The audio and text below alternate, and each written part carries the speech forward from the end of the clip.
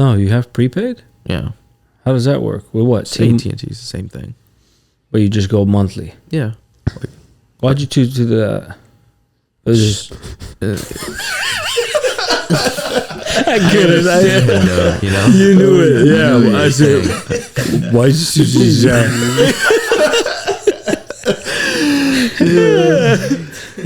You really notice how much we slur when you start to tell somebody who doesn't speak English, like what you're trying to say. Mm-hmm. And they're like, you didn't say it like that. Mm-hmm. What was I saying? The prepaid. Yeah, Why? prepaid, $60. That's it. That's it. I don't like the fluctuation of, I don't want to be surprised at the end of the month. Oh, you did? No. Wow, that's a good way, man. I just want one. Because my bill always goes up and down. And then you're like, why are you charging me $20 extra this month? Yeah. I didn't do anything special. I barely use the phone. Like phone call. Yeah, phone call. Like maybe for me it's like 2 minutes long. The maximum. It's like, ooh, I really like this person. Wow. You're not a phone person? At all. Like I don't like being on the phone. I don't like the pleasantries. I don't like, all of that. It's like, why are we doing this? Do you text or a lot? And I don't even say hello or hi in texts. Just drop in. Straight to the convo? Yeah. I feel like we're just wasting our time. Time is of the essence right now. Because time is slipping away. Yeah. But before we felt like we had all the time in the world. I remember growing up. Yeah. That's how it used to feel. It's different before. Now something new is happening every other 5 minutes. So it's like, whoa. We're living faster. We're living more in 1 year, even though we didn't feel it. Did you feel this year, 2020? What? We all wasted it. It's December already. Damn. Yeah. It's going to be 2021. It feels very long, but very short at the same time. Yeah, it's so weird, right? Very long and very short at the same time. Like a lot happened, but boom, it's gone. Do you guys feel like time is going by a lot faster these days? Yeah. Do you think that it has to do with being an adult? Maybe you look at time differently than a child would? Like right now, if you ask a 4-year-old or a 5-year-old, they don't really have the right amount of understanding of time, right? So do you think that's the case? Like we didn't have the exact understanding of time, so we felt like it was just everything was normal in the way it's supposed to be? Or do you really think that time is really speeding up? I mean, I think it's a lot less free time too when you grow up, like to think and sit and naps, play outside. I thought of that too. Like, is it because I'm older now? You just feel like you have less and less time, and it's just speeding up,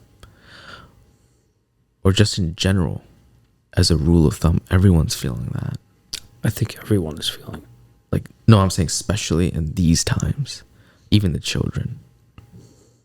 Yeah. But they don't have any other reference to compare it to. We do. No, man, everyone's feeling it. Everyone. My mother sent me this one thing. Listen to this. It said, just a couple of years ago, the crockery that we all used was like made out of ceramic. Good crockery. Or I forget what it was. Was it copper? I forget. But it was like some sturdy material that we all used, right? And then the time came where we all started to use metal. And then metal you could throw out after like 5 years. But the other one you always had. And now is a time of disposable use. Use it and go. Use it. And throw it away. That's it. Throw it away. So you have no reference of taking care of things. You know what I mean? Yeah. People don't necessarily cultivate relationships anymore like it was a normal thing. Now you think about it, and you think about it like work, because we're different beings. The way our society is structured has changed us. The way we buy things and this false need of wanting things has changed us in our relationships. And I was like, wow, man, that's deep. How did it change us in our relationships? Because we treat everything as if it's disposable now. If there's a need for it, you come around. If you don't, that's it. Back then, it didn't used to be like that. I don't know if this is just like subjectively for me. You don't think that's how it is? Just think about how many shoe repair shops are available now. Shoe Cobblers. repair shops were like the corner stores of our day. Or you go, to fix a laptop. Who the hell fixes laptops these days? You're absolutely right. If something is broken, we got to get a new one. No, before it was like, no, if something is broken, you go fix it. I remember like a couple of years ago, maybe 16 years ago or so, 17 years ago, our vacuum broke. My father took me and he was like, all right, let's go to the shop, and there's a store that just fixes vacuums. But none of that is around anymore. You're absolutely right. Would you ever fix, let's say, any crockery that you have, that you use? Depends. Oh, man, not these days. Nobody does. You're just going to get another one. Let me really think about that. If something somebody gave you and is very personal, like I like drinking my coffee in a certain kind of mugs. It can't be just any mug. Or maybe I just have OCD. What kind of mug? So it's maybe 8 ounces, and it has to be ceramic, and it can't be too thick. It has to be a little thin. You know? Yeah. Once you get used to something, that's it. Yeah, that's all I need. Yeah. What would you say? You're the type of guy to fix something or just buy a new one? Definitely buy a new one. I just feel. Can like you it's imagine a time where people fixed things? Or you're 23? Yeah. So when you say 20 years ago, probably it was like that, right? Maybe 2000s. We probably catered a little bit more. 90s. 90s, he wasn't even born yet. Damn, now I feel really old saying that. I never felt like I could say that to somebody. Man, you weren't even born yet. That's the day that you realize, damn, bro, we're going to die. You're going to get there. It's deep. Mm-hmm. It's funny. It's like... I feel bad for my children. They're never going to know what it's like. To have that era where people really cared for each other. You know, before the iPads. We didn't have iPads. I had a very bright imagination as a child. Now I'm glued to my phone, and I think it's causing me anxiety. Literally, I'm getting anxiety from it. Mm-hmm. You know, constantly being buzzed, constantly. It's always on vibration because I don't want to hear the sound, but now I'm getting anxiety from that vibration. Do you feel like that you have to answer a text message, or can you just let it go? I can't let it go. Oh shit, that's not good. I have to answer it. Do you have to see it right away? You get the notification. Do you It really have to look depends at it? what I'm doing. If I'm at work, you know, and I'm doing something, and my mind, if I'm not doing anything, my mind's not occupied, then I'm gonna answer it. So if your phone rings, Right now, no. Like if I'm having a Right. conversation. Oh no, if it rings and I have no, to, as in like a text. a text. No, I'm not gonna answer Okay. it right now. You don't feel the need to look at it right away. I do need. You need to know who it is, what it says. That's the thing. Me too. Yeah. I can't just let it sit there and not look. Maybe you'll answer, and like as soon as you can gather the stamina, because you're always just buzzed out, right? We're just anxietied out. No Who are these gems out there? gems. Yeah, that are... I don't care about technology. You know anybody like that personally? Not where I live. No, maybe if I go out in the Amazon remote villages, maybe. I have a friend who's... I think that he's been able to handle technology very well. It's like kind of riding a wave. When he needs it, he uses it, and then that's it. But if he does it, it's not like he needs to go on social media or he needs to do whatever it is. No. I respect that about him. You know, he's not a social media kind of guy. So the things that I noticed that he's into is like he'll check his. How old is this guy? Well, he's 2 years older than me. So what is that, 34? He's 36. 36. Because him and I grew up in a very, very unique era. You see, we were in that phase of just when technology was beginning to flourish. It was introduced as like a sample. You know, when you get a sample and you're like, oh, this is good, but then you move on. Yeah. You don't really want to buy it, right? It was nice. Like a novelty, just Yeah. It's not gonna stick around. We probably looked at it like that, but we're not that far off. You're 34. I'm 31. It's the same era. I'm addicted to it because I mean, but then again, maybe in our eras there was different people. Like I played a lot of video games.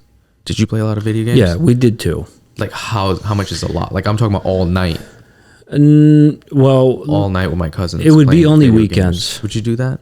yeah. You do. I had my phase, for sure. Okay. But what video games did you have though? Like Street Fighter, Mortal Kombat, Mario. Like what station was it that you grew up on? Good games. Nintendo 64. Oh, yeah. PlayStation. 007. Oh, my 007. I God. would get lost in 007 for stages and stages. Epic. Yeah, man. Epic game. That was such a good game, Yeah, I man. love that game.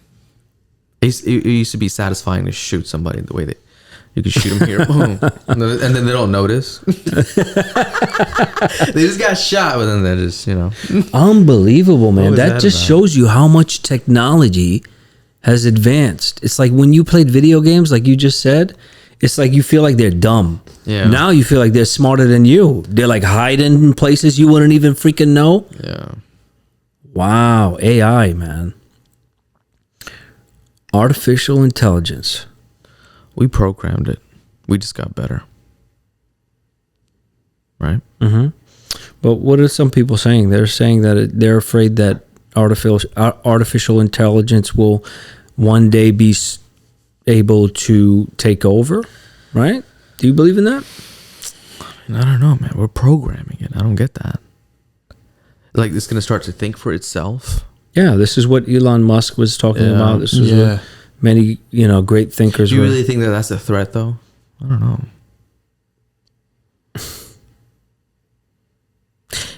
If it's there, then it's already here. I mean, we're already glued to our phones. Next thing you know, we're going to put that chip inside our brain and we're going to become it. We're going to merge with machines? Yeah. It's not going to be like a separate thing that's going to take over us. Some aliens coming through. No. We're going to merge with it. We're going to marry into it. It's already happening. Yeah, Our that's phones it. are connected to our That's hands. it. Holy It's an cow. extension of our hands, like Elon said, right? External hard drive right here. You see how I Yeah. just put it in like a chip? Boom. If you get this chip, you know every single thing about me. Wow. Yeah. Your interests, what you like, what do you spend your most of the time on? Everything, yeah.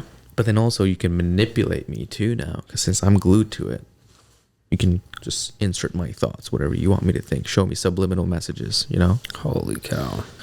That's also what's going on too. Yeah. So your friend here who's 36 just doesn't have any Facebook, MySpace. He got rid of it. He was on does he Facebook do? with the whole era of, COVID and people, videos and, certain people arguing back and forth. And he was just like, you know what? I don't need this. Swear to God, he told me. I don't need this. He deleted the app. What's his occupation? He's he works in the city in one of these fancy buildings. He does all sorts of things. So he's Is he super? no, he's not a super, but he's more like a handyman. So he's a super's handyman. Yeah, somewhat. He's like the sidekick. No. Yeah. Sort of. Right? So He does it all. He deals with the doesn't have a tenants. lot He of deals. time on his hands. He's got to be, fixing the sink. Yeah, but it's Or the still, toilet. you still trust me. I don't have a lot of time to be on social media either. The occupation that I do. Think about it. You think I got time to scroll and look on Instagram? We're always on the go. And do you? Absolutely not. I don't There touch you it. go. That's probably what it is. I don't touch it. I have a lot of time on my hands. Oh, okay. I see what you're I'll saying. get like one customer and that's it. Okay, I see what you're saying. And then 3-4 hours later, I'll get another customer. I have the laptop straight on my face. Oh, so you're drowning in it. I'm swimming in it. Because you like it. I love it. What, are you kidding me? You don't? Somewhat, man. Anything you want, man. It's right at your hands. Anything you want. You kidding me? What do you mean by anything you want? Like, what do you mean? Like anything I can that look up anything that has been recorded in history, man. Any song. How about this? I was thinking about this on Spotify. Any song I want, I can look it up. I was listening to Sinead O'Connor right now. Nothing Compares to You. You know that song? No, I don't think so. Nothing Compares to You. You know that song? No. I know her, but Nothing compares to you. Nothing? no. Oh man. It really helped me out though. You sing the title. Like, yeah, he sung the title. You never heard Nothing Compares to You? Nah. Nothing compares to you. I'm like, all right. No, I'm just telling you the melody. That's how it went. It's like Tisket Tasket, the big yellow basket. All right. Let me say. Yeah. So nobody knows that song, but that's like an 80s, I think 90s song. You know Sinead O'Connor, right? Yeah. Okay. Of course. Do you know any of her songs? I know. That's like her known song. Like I if know. you type in Sinead O'Connor, that's the song that comes out right after it. Really? Yeah. What do you know her with? The one that Conor McGregor comes into with what is Are you that? kidding me? That is. What are you talking about? That's a great song. Are you talking about the national anthem of Ireland? That's what you know her with? Is that the national anthem? man. No, it's not. What is it? No, it's not. It's the national anthem of Ireland. No, I man. think so. No, it's a song that she wrote. sung? Yeah. About, patriotism. What? You guys looking it up? Yeah, I'm looking it up right now. Okay. Sinead O'Connor. Shanano. Why are you trying to shut me down? That's why I gotta do it for him. Why are you trying to shut You're going to feel crunchy. Christ. That's how you know he's from the Bronx. Feeling a little crispy?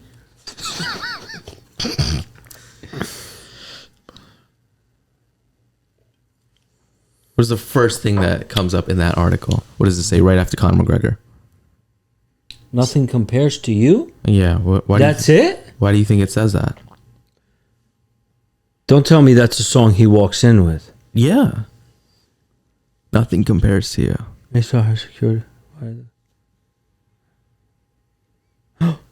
So that's the song you're talking about. That's the song that you're talking about as well. You just don't know the title of it. Why couldn't you just say that? Because Conor McGregor is not who invented that song. I knew that song way before Conor McGregor even ever came out. That's an amazing song. It's a beautiful song. Yeah. So anything you can look up in this Spotify, you know what I mean? Looking that song up. How could you just let it go? I'm on YouTube swimming in and out all day.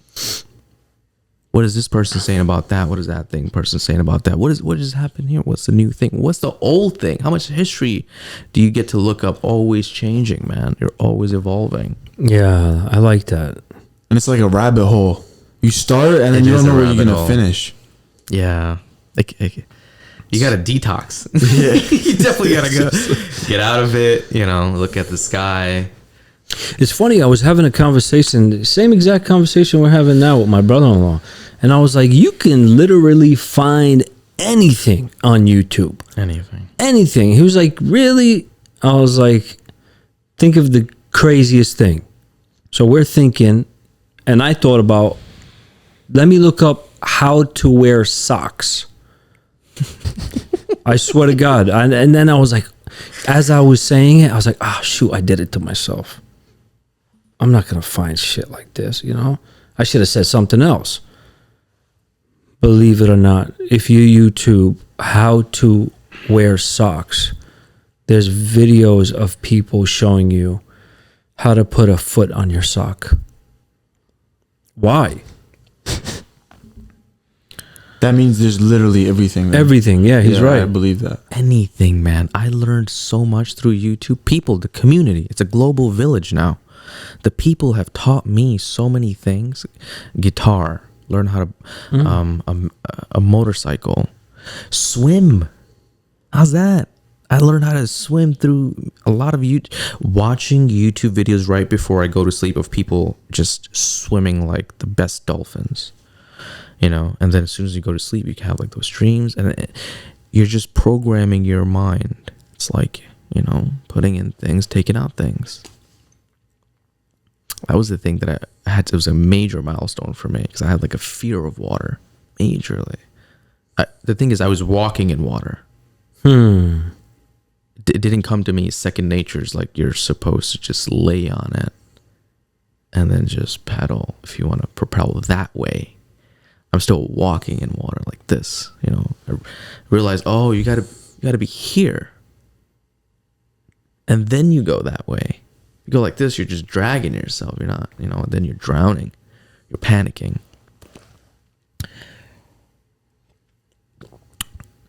Swimming came natural to you, right? I loved water growing up, but now it's like it's going away a little bit. I'm kind of like, I don't know if it's like because I'm getting older, but it's not that it's. I'm becoming a little more aware that, damn, water is pretty dangerous.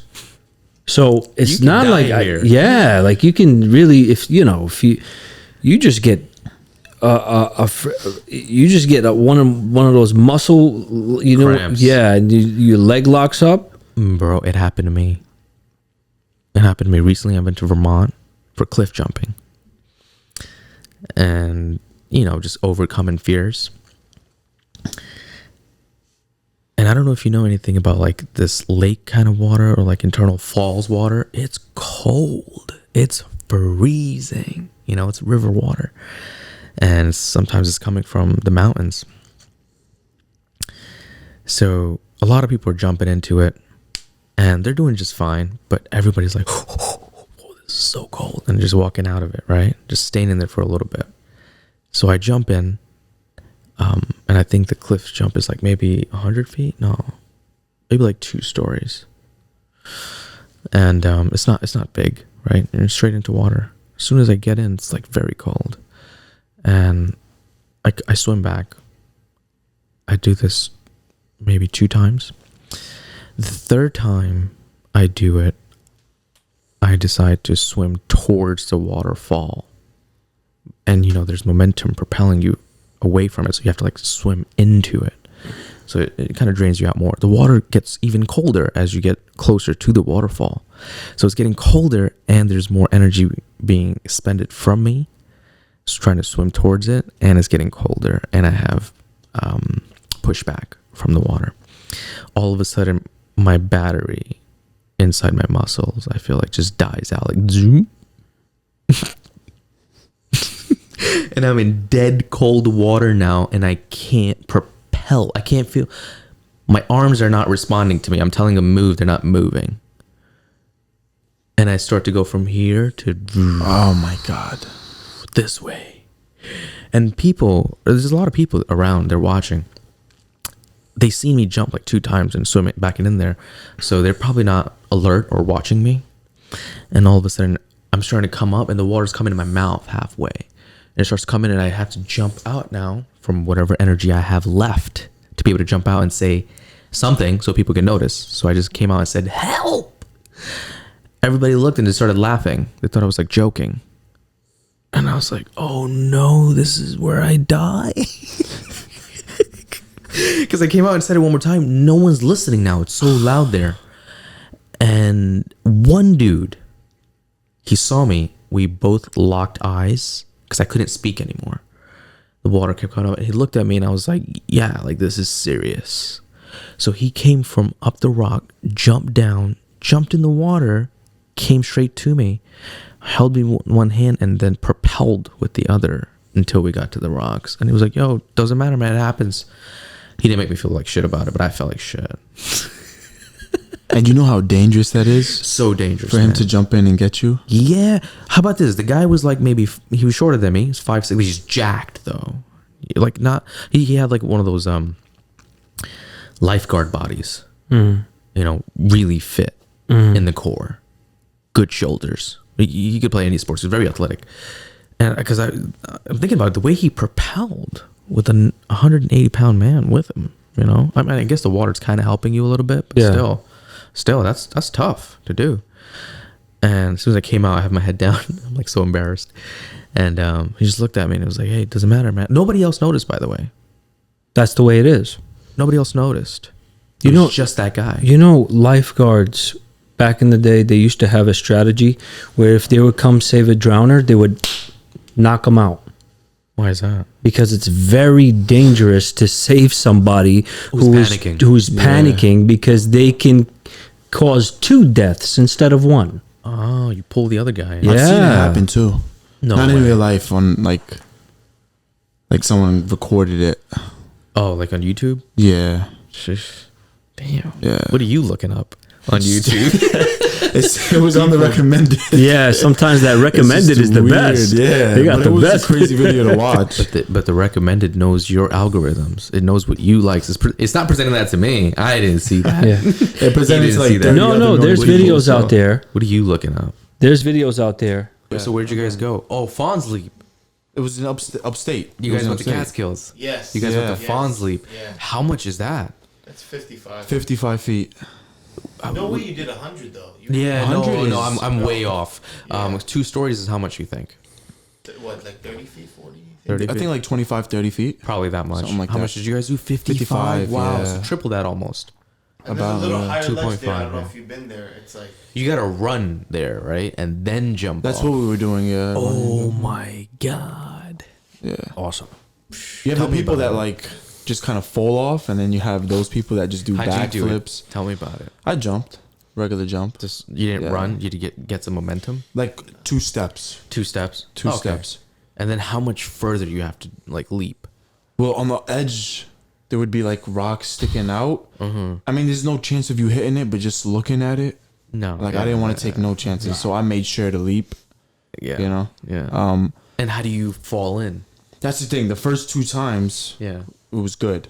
I felt How was great. it? How'd you fall in? I just feet, and then I was like a penciled. Penciled in. But the 3rd time, I leaned forward, Uh huh. and then I hit my face straight into the water. Oh. And then I felt it right away. It felt like a brick. Yeah. And I came up, and then all I hear is, "Oh." That must have looked bad. Yeah. I didn't jump after that. No. That was yeah, it. For That's me. it. Yeah. Yeah. You could do it. I could do it. Yeah. It's just, do you need to that much? No, right? Like, it's do you fun, need that? though. It's amazing. Is it? yeah. When you like come up from the water and you just like, Yeah. yeah, it feels What great. is it about a gentleman, man? How do we like it? Makes you feel alive. Yeah. Mm. We like to feel so alive. It's like on the edge of death. That's when you know that you're so alive. That's a good way of putting it. Yeah. I like that, yeah. I mean, have you ever been in like a near-death experience or something like that, and you survive it, many. and then So many. you just feel so happy just to be alive, like,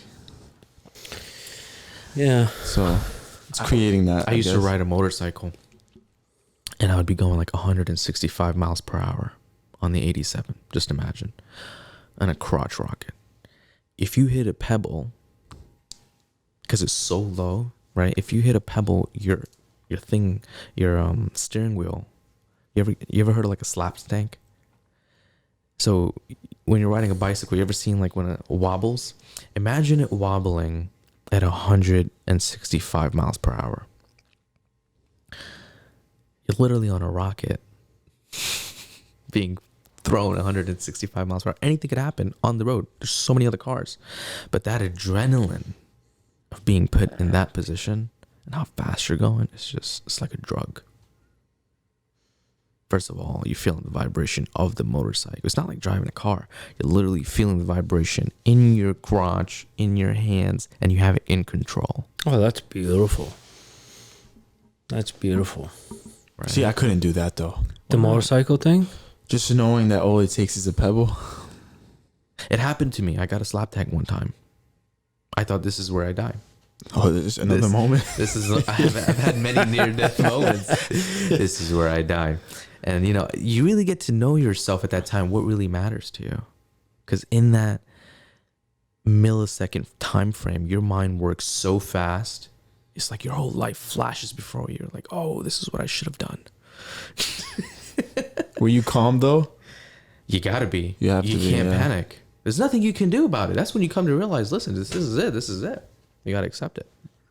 What are you going to do? No. Yeah, no. You know? That's it. You know what's funny? You told the story. The same story happened to me. I was actually in the Dead Sea, and we were swimming in this pool. And me and my nephew were swimming together, and my nephew doesn't know how to swim, so he kept on wanting to come towards me. And I'm like, no, don't come towards me. This is the deeper end.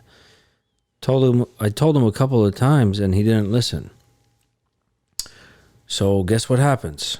He comes towards me again, and I'm looking at him. And then you know how the pool, it goes, walkable, and then all of a sudden it drops? Mm-hmm.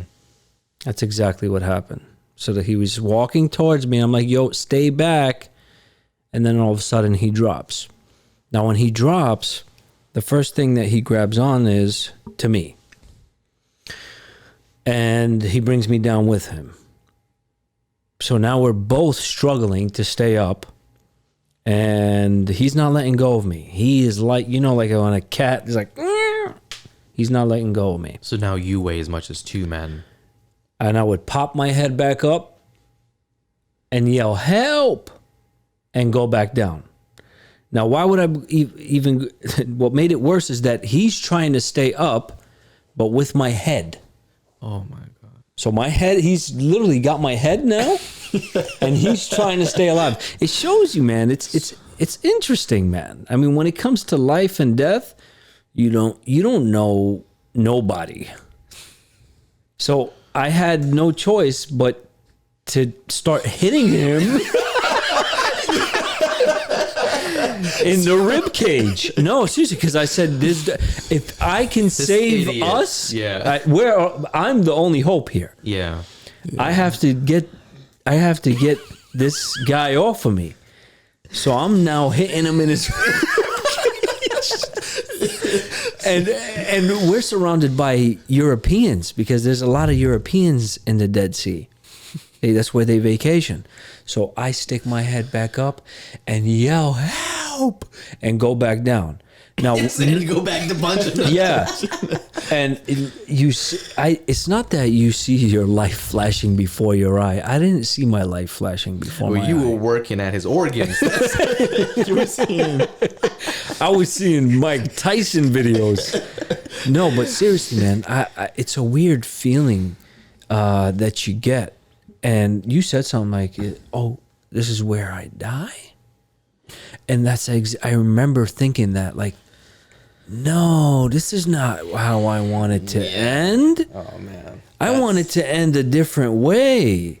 Yeah. It's funny how that idea is implemented here. It's like, yeah, I know one day I'm gonna die, but I don't know how. But this is not the way I want it to be, for some reason, because it's a struggle before the end. I don't want to go that way. So nobody helped. And we were surrounded by people. A whole bunch of people, nobody helped. And it's the same story as yours. I can't believe I never heard your story, and you probably heard this is the first time you hear mine. Nobody helped because they thought we were two teenagers in the pool playing. Until my head got out of the water And this is like last hope type thing. You know, when you're about to faint, you're about to like, reality, and then boom, I was seconds away. And I remember sticking my head out, and the water is still, basically I'm still swallowing water. And I see this older Italian guy just look at us and then realize, oh my God, they're not playing around. So he goes, and right away, as soon as he jumps like that, 3 other people jump. And then they pull us out. And I remember for like at least an hour, my legs couldn't stop shaking. Like how mine is right now? Yeah. My legs couldn't stop shaking. Like involuntarily? Yeah, of course. Is it from fear? From fear. From all the Adrenaline. Yeah, It's that adrenaline. When I get off the bike, usually after going 165 miles per hour, I would do the happy dance because I would feel so much adrenaline. Have you ever skydived? No, I wanted to. Would you now? Nah, definitely not. What changed? A lot of things. When you have kids, when you have responsibilities, sometimes you think about like when you have people depending on you, you kind of stop from doing unnecessary, extra stuff in life because you want to be there for them. Even though death doesn't think of it that way, it's like death doesn't worry who you have left or who depends on you, because it's your time to go. But it's a different way of thinking because you become more aware. I remember I was a teenager, man. I felt unstoppable. I would literally do everything and anything. No. I would speed like a maniac. I probably have like 8 or 9 speeding tickets in my teenage years. Because you always think it can happen to other people, but it can't happen to you. You're invincible. Oh, other people die. Yeah, you don't die. You always stay a teenager. Yeah. It takes those near experiences to make you Life changing, huh? Yeah. Well, for him, it was somebody depending on him. The near-death experiences didn't change that for you.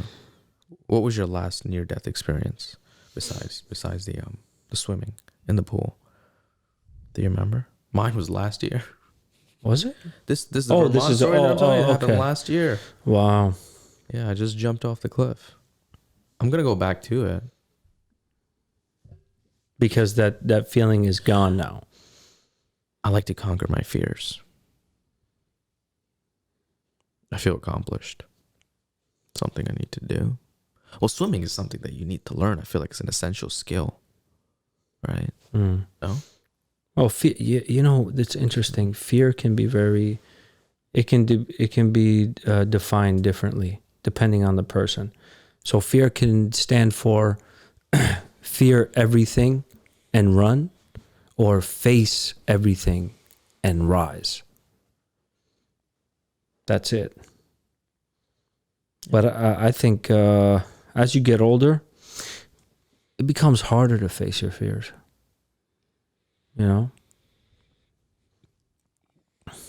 Maybe because you're more aware of anything can happen. That's true. Yeah. You realize that you're mortal and you're going to perish away because we're so weak. Weak? How many people did you have around you during that incident? Vermont? Yeah. A lot, man. Nobody could have helped you. If it was truly your time, Yeah. how many people are around you? Nobody would have. That's kind of how I felt, though. Yeah. I kind of felt like I was just looking around like I'm in a hospital. I was like, all right, guys. Bye. Have fun. Don't do what I did. Shoot. Because you're looking up at them, right? Yeah, literally. I'm looking at them and they're looking down at me like I'm in my grave. I was like, all right. Oh my god, Damn, that's that's funny a- but terrifying. Very Yeah. terrifying. I was terrified when it came out. I had to play it off. Like, nah, we good. But inside, I was like, I need a minute. Let me go thank Give me a thank second, my man. Lord and Savior right now. Give me a second. Woo. This coffee tastes amazing after that. You know, the first sip that you'll take, life is just beautiful. Oh man, you just reminded me of a scene from one of my favorite movies yet again, Which one? Fight Club. Oh, yeah. You ever seen that movie, Mo? Yeah, I have. Oh, okay. I did. Remember the scene where he grabs the Chinese guy Oh, I love that scene too. from the Chinese restaurant, and he puts a gun in his head, and he's like, "Give me your license." So the guy gives him his license, and he's like, "So and so lives in apartment 1W. I'm guessing that's a basement because they give letters and numbers to shitty apartments." And he goes, "Listen to me. What did you want to do?" And the guy's like frantically crying and panting, right? And he's like, no, please let me go. Please let me. He's like, what did you want to do? With your life, With your right? life. I love that one. Brad Pitt. Yeah. What did he say? He wanted veterinarian. He wants to be like veterinarian. a nurse or like a veterinarian. Yeah, he wanted to be a doctor or veterinarian. something medical. It's Asian. So he goes, "I'm gonna check on you. I'm gonna come back and check on you 3 months from now, and if you're not on the way to become a veterinarian, Yeah. you're something. What did he say? I'm gonna like kill you. Basically. I'm gonna kill you, We're basically, right?" paraphrasing, but yeah, that's what happened. So he goes, okay, and then he's like, thank you, for basically letting him live. So then he leaves, and the actor Edward Norton goes, "What the was that for?" You're a psycho. You are a psycho. Remember, he was like, what are you doing that for? And what was his answer? You remember what his answer was? Something along the lines of the next, coffee that he's going to have tastes amazing. He said his breakfast tomorrow is going to taste unlike any other breakfast he had in his life.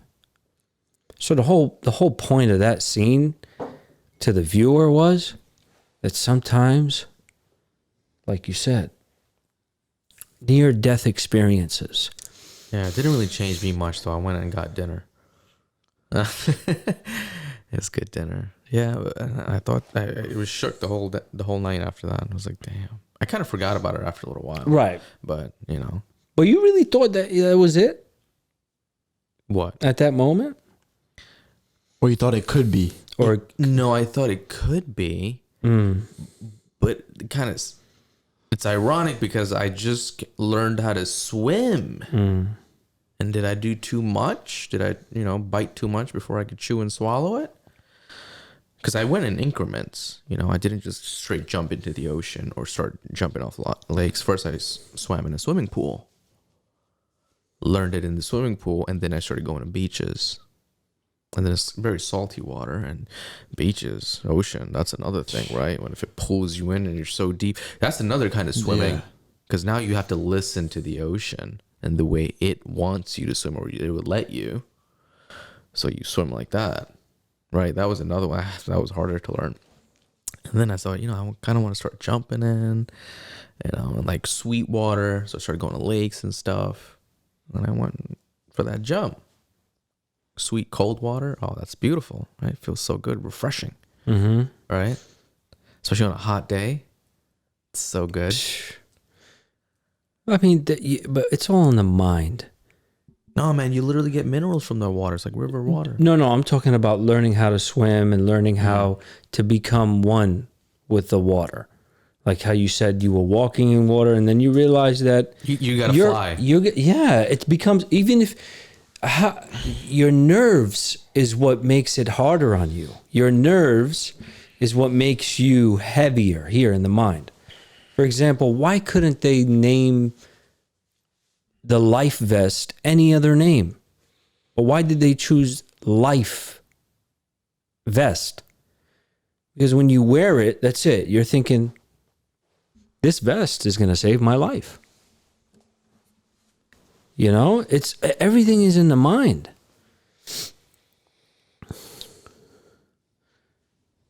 What? Life vest because everything's in your mind. Everything, basically, you know, there's a chance that people drown while wearing the life vest. You know that, right? Yeah, I think that if it gets caught or something, Yeah. Not only that, if it isn't the correct size and it goes over, and it goes over you, or It you could start happen. sinking. Yeah. So, what are you but saying? I'm saying is like, you know, there's the name, the life vest. When you wear it, it makes you feel more secure than The what. overthinking stops. Yeah. You're not overthinking it. Yeah. It kind of lifts you up though. No, It's no. a lot easier for you. I understand that. I'm just saying, in general, the certain things that we give titles to help us, because it's not just the physical thing that we wear that's going to help us, but it's also the mental part. So I'm going to give you a double dose, right, to improve your way of thinking. I'm going to give you this physical thing that you can wear, but I'm also going to make your mind at ease as well, you know, with wording, right? Like emergency exits on airplanes. What are they going to do at 30,000 feet in the air? in case you need to eject yourself, At 30,000 feet in the air. and if you have a parachute. If you have a No. At 30,000 feet in the air, right? Emergency exits on an airplane is an illusion of safety.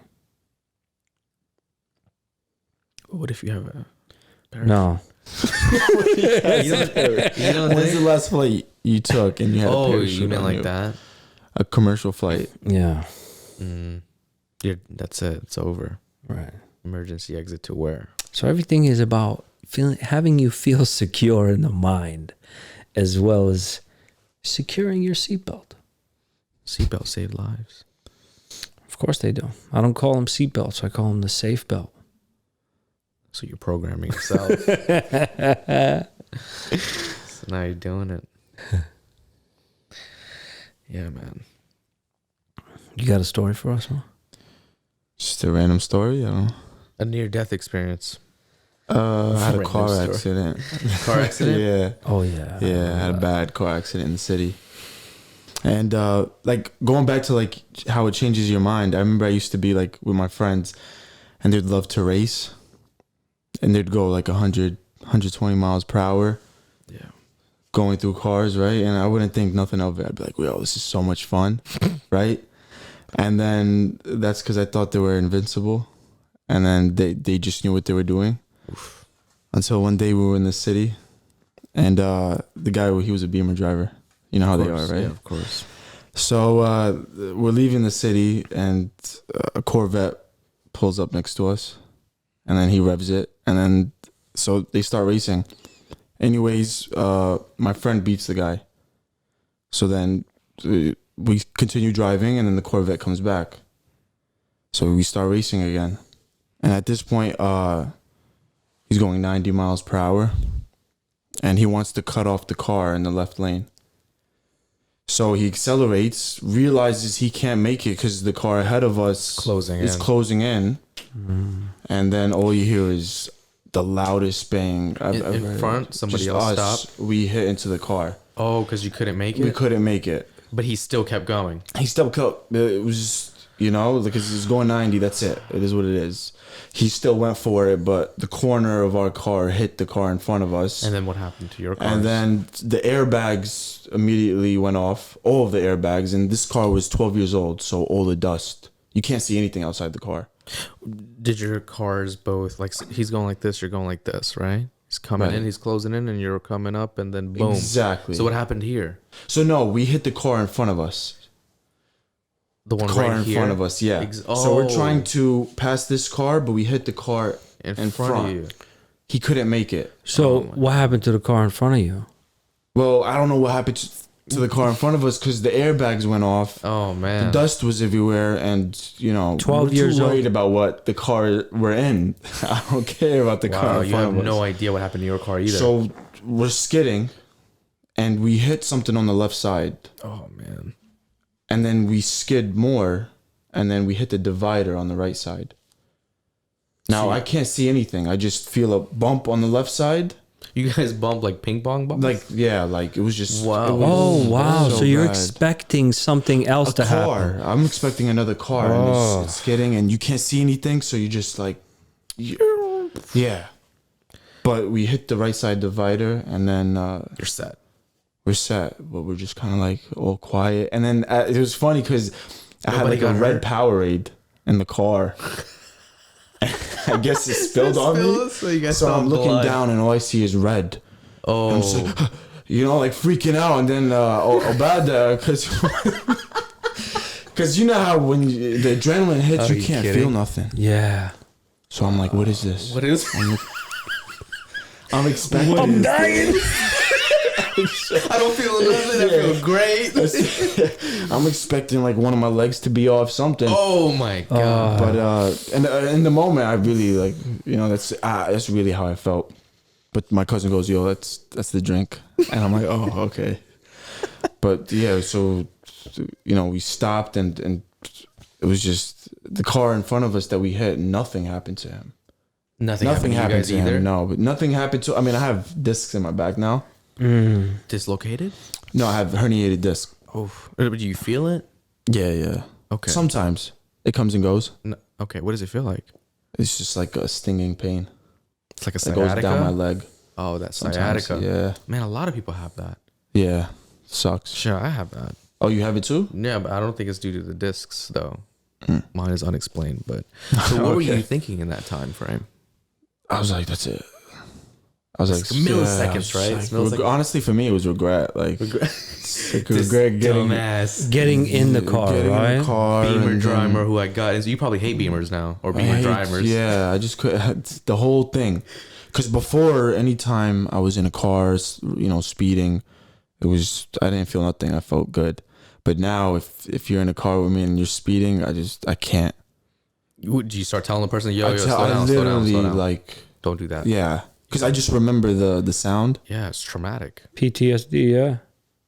Yeah. So when he's driving with you, is he a good driver? He is a good driver. He's a really good driver, actually. Yeah.